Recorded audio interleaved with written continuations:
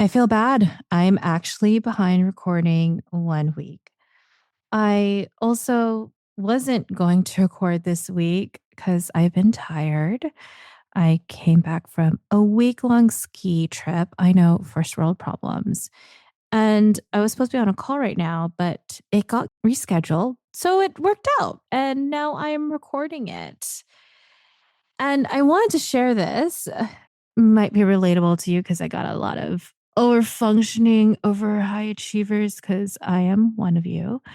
While I was on vacation, I had a big Fortune 5, not Fortune 500 company, a Fortune 5 company reach out to me to want to do a speaking gig.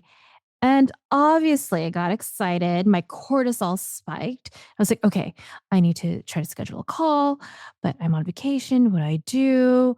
What if my partner, he's going to get mad at me? And I was like, wait, hold up. Elaine, you're on vacation. I'm going to go tell them. I'll talk to them on Monday. And I was like, but wait, what if they give this to someone else because I'm not as responsive? I mean, I did email them like, hey, I'm on vacation. I'm very interested. Let's connect on Monday. I am recording this episode the next day on Tuesday after I spoke to them. And guess what? Your girl closed the deal. They wanted me. So, in today's episode, I'm talking about the importance to stop pushing through. Yes, this Asian girl, this first gen immigrant, oldest daughter, is telling you to stop pushing through. So, grab your coffee, tea, or boba. I also realized I should not say coffee because that's like kind of pushing through. And I will say before I recorded this, I took a 15-minute nap and a protein shake instead of coffee. But, anyways, grab your beverage of choice and let's drop the beat.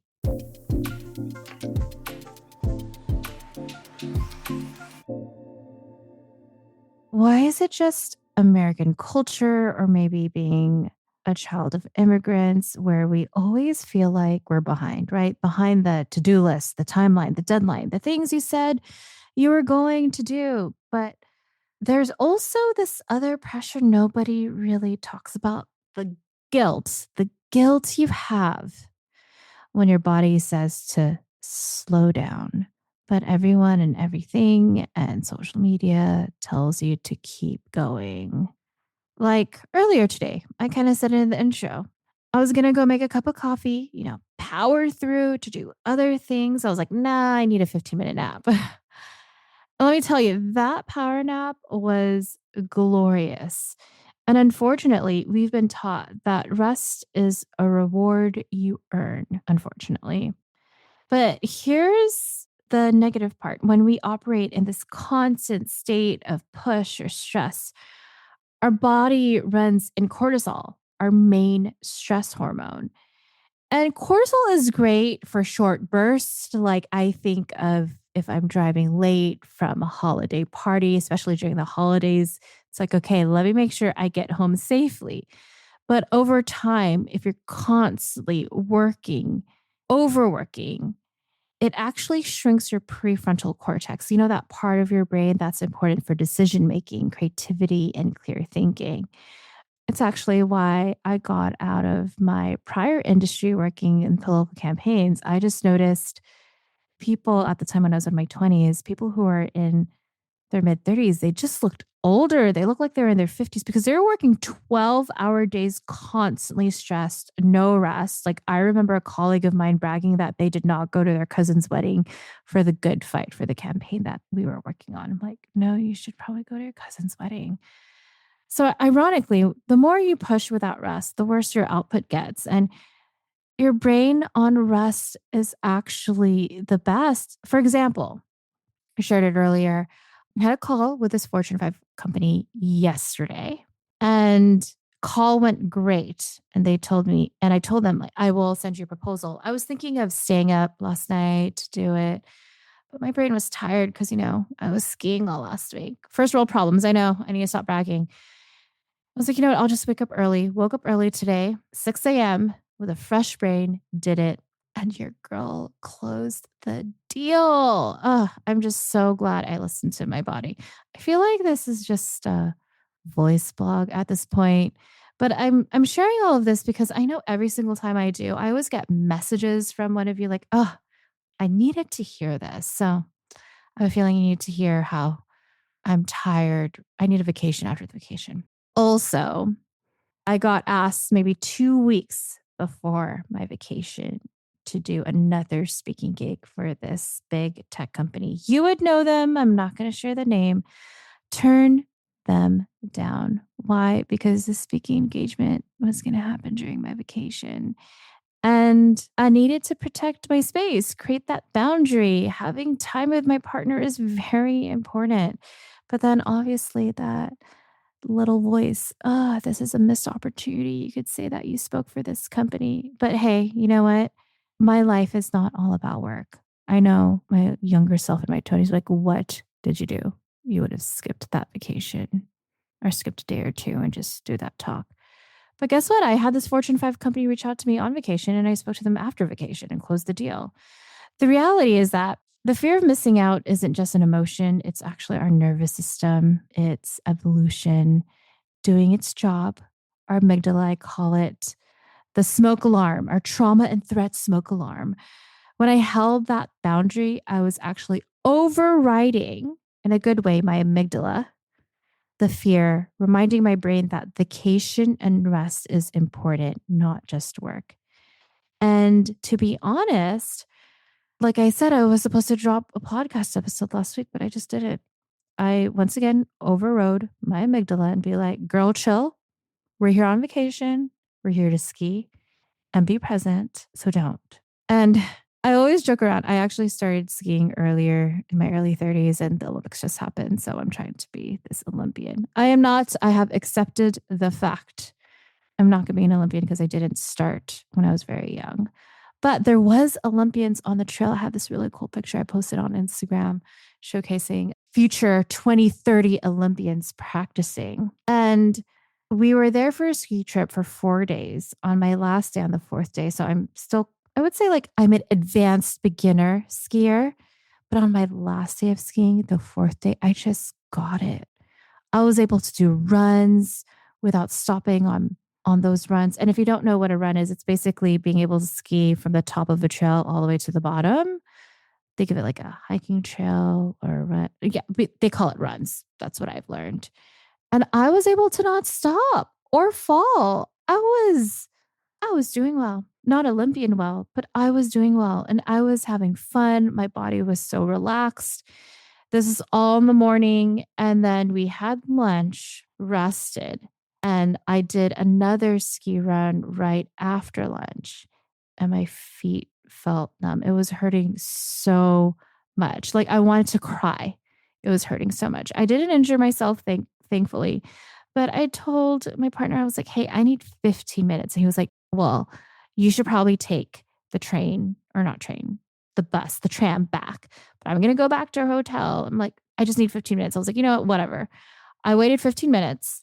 I was going to take the bus back, but I was like, I just knew intuitively, like, if I just rest, give myself 15 minutes, I'm going to be able to finish and be able to ski back to our hotel room.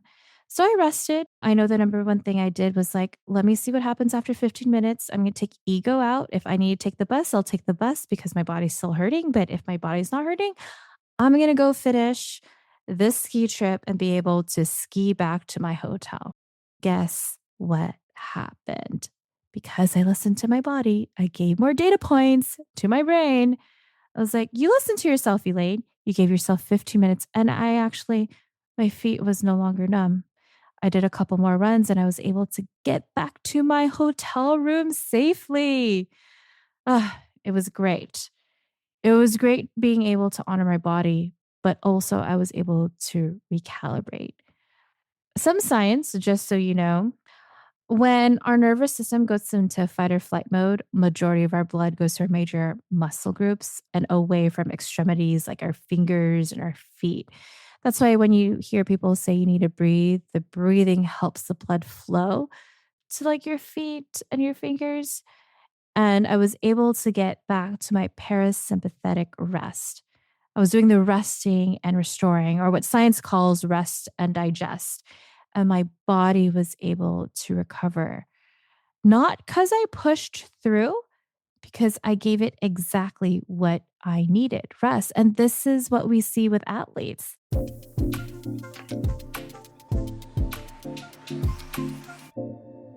I know this episode is so good. And you're like, how can I get more of this? Well, I have a newsletter that comes out every Thursday that's free, fun, and full of real talk. It's a live journal Zanga on leadership and life with actual scripts, behind the scenes stories, and lessons from mistakes I've made so you don't have to for work and life. Just go to elainelou.com/join. That's ELAINELOU.com/join. All right, back to the episode. Just remarkably like Alyssa Liu, who is younger than me. I'm not, because she's just like my role model. That's why I say that. I'm not making fun of her being younger, but she retired, and just seeing her be herself, win the gold medal because she rested and not being tied to having to win. I will say, I mean, I feel like for every millennial woman, it was so beautiful to see that. And just a reminder, an example that it's possible for us too. So I feel like so much has happened in a week that I'm telling you when it comes to unpushing. I think I'm in that just like post vacation blues. But the Saturday, we came back Friday. So Saturday after was my dad's 70th birthday.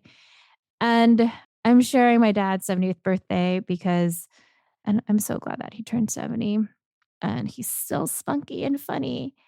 And I, of course, because I'm the only daughter, the oldest daughter, I planned it. And old me, well, younger me, I should say, would have gone 100% all in. You know what I'm talking about. The create a Facebook event, seating chart, printed agenda. But I did none of that. I actually felt like I showed up maybe 25% of what I would have done. I created a simple Canva graphic with a young picture of my dad, texted, sent text messages to families and friends. 48 people showed up. I was like debating, should I do a seating chart? No, people could sit wherever they want at this restaurant. There's no agenda. I was just like, okay, my aunt, my dad's oldest sister is going to do a prayer before lunch. I'll do a little speech before cake cutting. There's no production. And knowing my dad, because he's an introvert, he just wants to connect with everyone. And that party was just beautiful. I'll be honest, and I'm going to get some haters here. When I go to parties or weddings, I feel like the agendas become way too much. Everything's crammed. And the reality is I just want to connect with people that I haven't seen in forever. And that was exactly what my dad wanted. And it was so nice to even see me. And yes, it was obviously my dad's birthday, but to see me and thank goodness for all the therapy and coaching I've gone through to not be controlling the whole thing. And heard so much compliments of how it was so nice to celebrate my dad, and loved my aunt's speech about her little brother. It was just the right energy. Because unpushing isn't about lowering the bar, it's just matching your output to your actual capacity and trusting that it's enough. Like I knew we planned this a month and a half ago, my dad's birthday. We planned it after I booked my ski trip. Not complaining, I'm just telling you the timeline of everything. I was like, "Oh, it's gonna be the Saturday, the day after I come back from my ski trip." And I had to be honest with myself, like, how much time and energy do I have to plan this party? At the same time, other things that are important to me, like my vacation, like spending time with my partner, like proposals that I was working on, and just day-to-day life. And I just honored, this is what I could do. I will do this, and this is enough. And my mom, loved my mother, but Friday night, the night right before my dad's 70th, and I was still on the road, she calls me, "Hey, we need to buy shoes for your dad." I'm like, "You're calling me the night before the party?" Younger me would have been like, "Okay, I'll go." But I was like, "Mom, dad's turning 70. We do not need to get leather shoes. I'm sure people are going to be fine if he just wears sneakers. Like, this is not a big deal. And I don't have time to do this." So, what I did all here that you could do for yourself, not just personally, but even at work, is interoception or self awareness. your body's ability to sense everything that's happening. And when you become more self aware, you make better decisions. And better decisions does not mean going all 100, but better decisions. You get to manage your emotions and have higher emotional intelligence. Because listening to your body isn't this like woo spiritual thing, which, by the way, I am very spiritual. It's also a neurological skill and you could practice it. And as you continue to practice it, you give yourself brain data that, oh, it is possible that I could give myself 10% here, 25% here, because there are other things in my life that's important and it could still be successful. The reality is we are human. We have bodies. Like, because I was just out skiing, like my cuticles are just horrible. TMI. We aren't AI. We have a full life outside of work. And as we get older, we learn how to honor that. And just notice that feeling. Maybe you do have that guilt of not doing more or doing it. You don't need to let it control you. It's just information, not instruction. And science shows that when you are actually resting your brain, it doesn't mean you're not doing anything. It doesn't go quiet. It's actually where the ideas connect when clarity comes in. Just like when we take a shower or we're walking, it's like, oh my gosh, that's such a great idea. And then we have nowhere else to write that. So, that guilt for doing nothing, just know your brain doing nothing is one of the most important work. Like, I am grateful that I went to sleep last night early so I could wake up early and knock that proposal out and close the deal. Not doing anything is where my best ideas come in. It's how I feel like doing less the past 2 years. My business is not the same. Who I am as an individual, as a leader, as a coach, I am not the same as I was like even back in 2020. I feel like I was just over functioning and overdoing. It may not look productive for ourselves, but oh, it feels so good to know I have a life outside of work.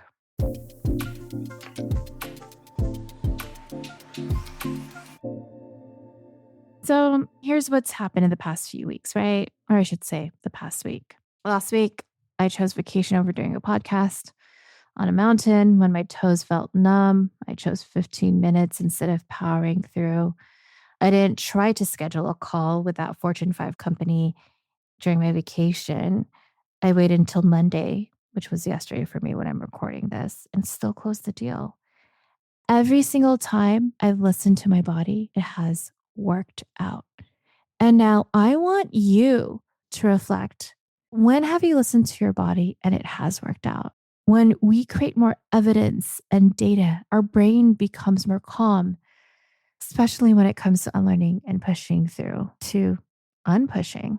Okay, this is TMI, so I hope you don't get grossed out. But when we're full, but there's like, oh my God, there is that one thing to eat. Like there is this dessert I wanted a couple weeks ago. And I was like, I just want to eat it because it looks so good, but I shouldn't because I'm full. Still ate it. And let's just say I was throwing up in the toilet because I ate way too much. And that's because I didn't listen to my body. Sorry, I know that I was like, Elaine, that's disgusting. Why did you share that? But a reminder, who are like, you're behind according to who? And what is your body actually trying to tell you? You don't have to push through all the time. The most productive thing you can do is unpush.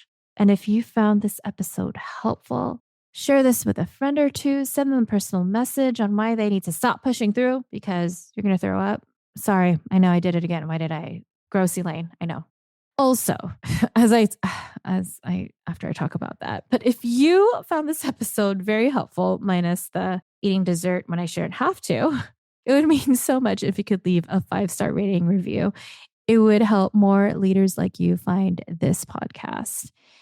And if you're in this stage where you want to honor all aspects of your life while still being successful on your own terms, then schedule a call with me at elainelou.com/call. That's ELAINELOU.com/call.